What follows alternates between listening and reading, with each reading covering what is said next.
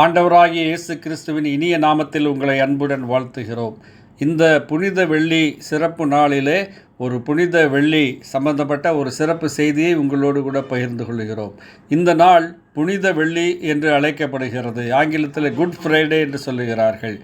அது ஏன் good Friday, அது ஏன் புனித வெள்ளி என்பதுதான் இன்றைய செய்தியினுடைய தலைப்பாக இருக்கிறது. ஆம், ஆண்டவராகிய இயேசு கிறிஸ்து இந்த பூமியிலே மனிதனாக வெளிப்பட்டு மனுக்குலத்தின் பாவபாரத்தை எல்லாம் தன் பேரிலே ஏற்றுக்கொண்டு கல்வாரி சிலுவையில் அவர் தம்மைத்தாமே ஒப்பு கொடுத்த நாள் இந்த வெள்ளியாக இருக்கிறது. வியாழன் இரவிலே அவர் பிடிக்கப்பட்டார். வியாழன் இரவு முழுவதுமாக நியாய விசாரணை செய்யப்பட்டார். வெள்ளிக்கிழமையிலே காலையிலே அதிகாலையிலே பிலாத்து அவரை நியாய விசாரணை செய்து சிலுவை மரணத்திற்கு ஒப்பு கொடுத்தான். ஆண்டவராகிய இயேசு கிறிஸ்து மனுக்குலத்தின் பாவபாரத்தை சுமந்து கொண்டவராய் மனுக்குலத்துக்கு வரவேண்டிய தேவனுடைய நீதியான கோபாக்கினையை தன்மீது ஏற்றுக்கொண்டவராய் கைகளிலும் கால்களிலும் ஆணிகள் அடிக்கப்பட்டு சிரசிலே முள்முடி சூடப்பட்டு சரீரமெல்லாம் படைசால்களைப் போல பிளக்கப்பட்டு இரத்த வெள்ளத்திலே அவர் தொங்கிக் கொண்டிருந்தார். ஏறத்தாழ 6 மணி நேரத்திற்கு மேலாக அவர் சிலுவையிலே தொங்கினார். அவர் சிலுவையிலே தொங்கின போது 3 மணி நேரம் மிகுந்த அந்தகாரம் உண்டாயிற்று. அருமையானவர்களே, ஆண்டவராகிய இயேசு கிறிஸ்து இத்தனை வேதனைகளை, இத்தனை அவமானங்களை அவர் சிலுவையிலே சகிப்பதற்கான காரணம் என்ன? அவரை சுற்றிலும் நின்ற போர்ச்சேவர்கள் அவரை முகத்திலே துப்பினார்கள், கன்னத்திலே அறைந்தார்கள், சிரசிலே முள்முடியை சூடி அவர் கரத்திலே ஒரு கோலை கொடுத்து யூதருடைய ராஜாவே வாழ்க என்று சொல்லி அவரை பரியாசம் பண்ணினார்கள். இத்தனை வேதனைகளையும் அவர் பொறுமையாய் சகித்தார்.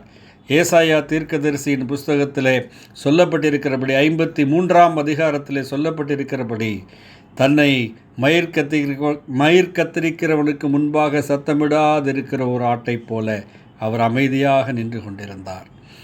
அடிக்கப்படும்படி கொண்டு போகப்படுகிற ஒரு ஆட்டை போல அவர் இருந்தார். யோவான் ஸ்நானகன் ஆண்டவராகிய இயேசு கிறிஸ்துவை குறித்து சொல்லும்போது, இதோ உலகத்தின் பாவத்தை சுமந்து தீர்க்கிற தேவ ஆட்டுக்குட்டி என்று சொன்னான்.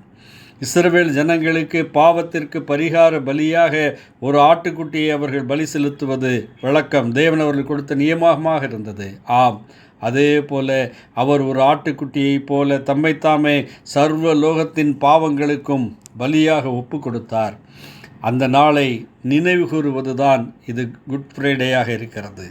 இந்த நாள் உங்களுடைய வாழ்க்கையிலே நல்ல நாளாக இருக்க வேண்டுமானால் இந்த பலி மரணத்தின் மூலமாக இந்த ஆண்டவராகிய இயேசு கிறிஸ்துவை விசுவாசிப்பதின் மூலமாக நீங்கள் பாவ மன்னிப்பும் சமாதானமும் சந்தோஷமும் பெற்றவர்களாக இருந்தால் இந்த நாள் உங்களுக்கு நல்ல நாளாக இருக்கும். நீங்கள் இந்த பலி மரணத்தை ஆண்டவராகிய இயேசு கிறிஸ்துவை நினைவு கூர்ந்து நன்றி செலுத்துகிற நாளாக இருக்கும். ஒருவேளை அவர் மூலமாய் பாவ மன்னிப்பை பெற்றுக்கொள்ளாதவர்களாக இருந்தால் நீங்கள் என்னதான் கொண்டாடினாலும் இந்த நாள் உங்களுக்கு நல்ல நாள் அல்ல. இது உங்களுக்கு புனிதமான நாள் அல்ல. இந்த நாள் அவரை ஏற்றுக்கொண்டவர்களுக்கு, அவர் மூலமாக பாவ மன்னிப்பை பெற்றுக்கொண்டவர்களுக்கு, அவர் மூலமாய் சமாதானத்தை பெற்றுக்கொண்டவர்களுக்கு யோவான் எழுதின சுவிசேஷம் 3ஆம் அதிகாரம் 16ஆம் வசனத்திலே சொல்லப்பட்டிருக்கிறபடி, தேவன் தம்முடைய ஒரே பேரான குமாரனை விசுவாசிக்கிறவன் எவனோ அவன் கெட்டுப்போகாமல் நித்திய ஜீவனை அடையும்படிக்கு அவரை தந்தரளி இவ்வளவாய் உலகத்தில் அன்பு கூர்ந்தார் என்று சொல்லியிருக்கிறபடி, தேவனுடைய அன்பு அவரை விசுவாசித்து ஏற்றுக்கொள்ளுகிறவர்களுக்கு வெளிப்படுத்தப்பட்டிருக்கிறது. இந்த அன்பை அறியாதவர்களாக இருப்பீர்களானால், இந்த அன்பை உங்களுடைய வாழ்க்கையிலே நீங்கள் சொந்தமாய் பயன்படுத்தாதவர்களாக இருப்பீர்களானால், இது உங்களுக்கு குட் ஃப்ரைடே அல்ல. இது உங்களுக்கு புனித வெள்ளியாக இருக்க வேண்டும் என்று விரும்புகிறோம். இந்த மன்னிப்பை பெற்றவர்களாய், சமாதானத்தை பெற்றவர்களாய், நித்திய ஜீவனை பெற்றவர்களாய் ஒவ்வொருவரும் இருக்க வேண்டும் என்று இந்த அருமையான குட் ஃப்ரைடே நாளிலே நாங்கள் வாழ்த்துகிறோம். இந்த நாள் உங்களுக்கு நல்ல நாளாக இருக்கட்டும். ஆண்டவரை ஏற்றுக்கொள்ளுங்கள். அவருடைய நாமத்தின் மேல் விசுவாசம் உள்ளவர்களாய் அவரை ஏற்றுக்கொண்டவர்கள் எத்தனை பேர்களோ அத்தனை பேர்களும் தேவனுடைய பிள்ளைகளாகும்படி அவர்களுக்கு அதிகாரம் கொடுத்தார் என்று யோவான் 1:12 சொல்லுகிறது. தேவன் உங்களை ஆசீர்வதிப்பாராக.